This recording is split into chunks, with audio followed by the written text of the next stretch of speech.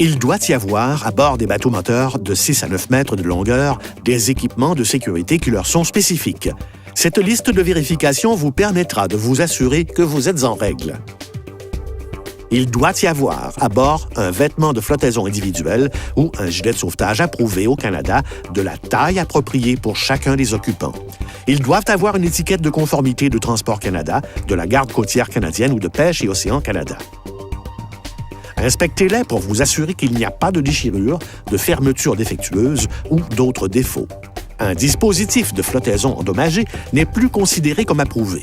Enfin, pour être légaux, les dispositifs de flottaison doivent toujours être accessibles.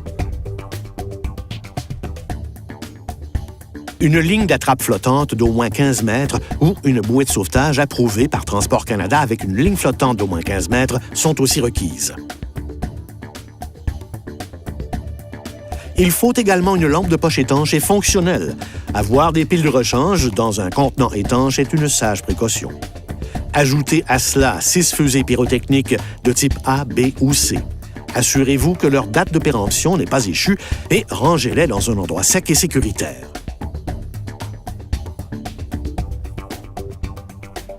Un dispositif de signalisation sonore est aussi requis pour pouvoir appeler à l'aide.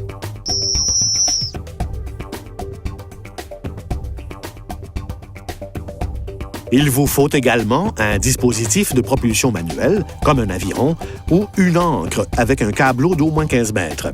Vérifiez ce cordage et ses attaches régulièrement et rangez le tout dans un endroit accessible. Vous devez avoir une écope ou une pompe manuelle avec un boyau d'évacuation suffisamment long pour évacuer l'eau par-dessus bord. Quand vous naviguez dans des eaux que vous ne connaissez pas, vous devez avoir la carte marine la plus récente du secteur où vous êtes. Les publications nautiques, les avis aux navigateurs, les instructions nautiques, les livres des signaux et les tables des courants et marées peuvent être également requis. Si vous naviguez dans un secteur où il n'y a pas d'aide à la navigation, vous devez avoir un compas. Un extincteur de type 5BC est requis sur tout bateau doté d'un compartiment moteur fermé ou d'un réservoir de carburant fixe. S'il y a un appareil de cuisson, de chauffage ou de réfrigération au carburant à bord, vous devez avoir un extincteur de type 5BC additionnel. Vérifiez la jauge de pression de vos extincteurs régulièrement. Secouez-les en position inversée pour en agiter le contenu.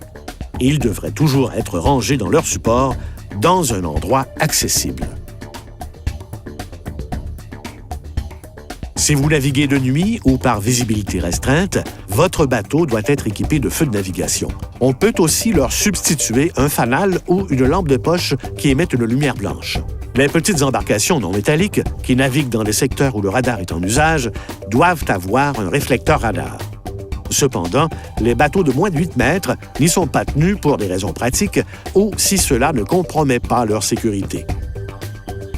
Les bateaux dont le franc-bord excède 50 cm, soit 1 pied 8 pouces, doivent être équipés d'un dispositif de remontée à bord, comme une échelle de plateforme de baignade ou une échelle amovible. Tous les conducteurs d'embarcations de plaisance au Canada ont l'obligation de respecter les règlements sur la navigation. Effectuez donc des vérifications de sécurité avant de partir pour vous assurer d'avoir tout l'équipement requis. Vous pouvez même bénéficier d'un service d'inspection gratuit de votre bateau si vous le désirez. Il suffit de communiquer avec les escadrilles canadiennes de plaisance pour qu'un de leurs spécialistes en sécurité nautique vous rencontre à votre bateau. Il s'assurera que tout est conforme, qu'il s'agisse de l'équipement de sécurité ou des permis. Il pourra également répondre à vos questions sur la sécurité nautique. Si tout est conforme, un autocollant d'attestation de vérification de Transport Canada vous sera remis. Vous pouvez trouver toute l'information sur l'équipement de sécurité requis pour votre bateau ici même, à plaisanciersaverti.ca. Ces renseignements se retrouvent aussi dans le guide de sécurité nautique, disponible sur le site de Transport Canada sous Sécurité maritime.